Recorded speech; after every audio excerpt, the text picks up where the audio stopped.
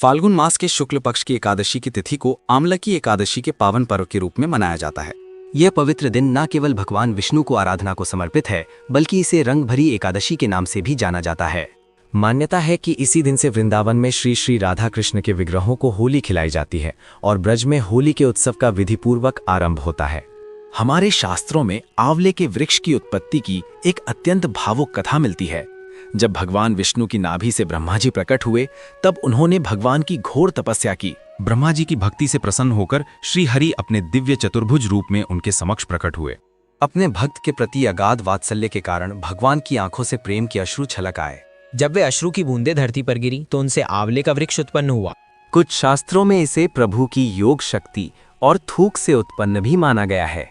इसी समय गंधर्वों और किन्नरों का भी प्रादुर्भाव हुआ। इस अद्भुत वृक्ष को देख जब देवता चकित हुए, तब आकाशवाणी हुई कि ये वृक्ष भगवान विष्णु का अत्यंत प्रिय है और जिस दिन ये प्रकट हुआ वो तिथि आमल की एकादशी कहलाएगी। इस व्रत की मुख्य विशेषता आंवले के वृक्ष की उपासना है, क्योंकि पौराणिक मान्यताओं के अनुसार आंवले के पेड़ में साक्षात श्रीहरि का निवास होता है।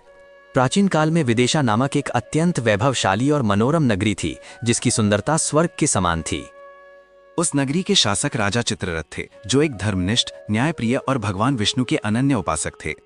एक बार राजा चित्ररथ ने संपूर्ण राज्य में ये घोषणा की कि आगामी आमलकी एकादशी पर सभी नागरिक पूर्ण भक्ति के साथ व्रत और पूजन करेंगे। प्रजा ने हर्षोल्लास के साथ इस आज्ञा को स्वीकार किया। एकादशी के दिन राजा अपने मंत्रियों, ऋषियों, सैनिकों और समस्त प्रजा के साथ वन में स्थित एक विशाल और दिव्य आभा वाले आंवले के वृक्ष के समीप पहुंचे। वहां उन्होंने वृक्ष को गंगा जल, पुष्प, धूप, दीप और नैवेद्य अर्पित कर विधि विधान से पूजन किया और रात्रि जागरण का संकल्प लिया। जब पूरी नगरी भक्ति के सुरों में लीन होकर भजन कीर्तन कर रही थी, तभी वहां एक क्रूर और अत्याचारी राक्षस आ पहुंचा। वह क्रोधित हो उठा और उसने सोचा कि वह इन सबको नष्ट कर देगा। जैसे ही उसने भीषण गर्जना कर हमला करना चाहा, एक दिव्य शक्ति ने उसे जड़वत कर दिया। भगवान विष्णु की कृपा और सुदर्शन चक्र के प्रभाव से उसकी शक्तियां क्षीण हो गईं और वो राक्षस प्राणहीन होकर भूमि पर गिर पड़ा। अगली सुबह जब राजा और प्रजा ने व्रत का विधि पूर्वक पारण किया, तब स्वर्ग से देवताओं ने पुष्प वर्षा की। आकाशवाणी हुई कि इस व्रत के प्रभाव से राज्य में सदैव सुख शांति बनी रहेगी और जो भी इस एकादशी का पालन करेगा उसे विष्णु लोक की प्राप्ति होगी। आमले की एकादशी मात्र एक रीति रिवाज नहीं, बल्कि आत्मा की शुद्धि का एक सशक्त माध्यम है। जो भी श्रद्धालु पूर्ण निष्ठा के साथ इस नियम का पालन करता है, वह संसार के बंधनों से मुक्त होकर परम धाम को प्राप्त होता है। अगर आपको हमारा वीडियो पसंद आया हो तो कृपया लाइक, शेयर और सब्सक्राइब करें।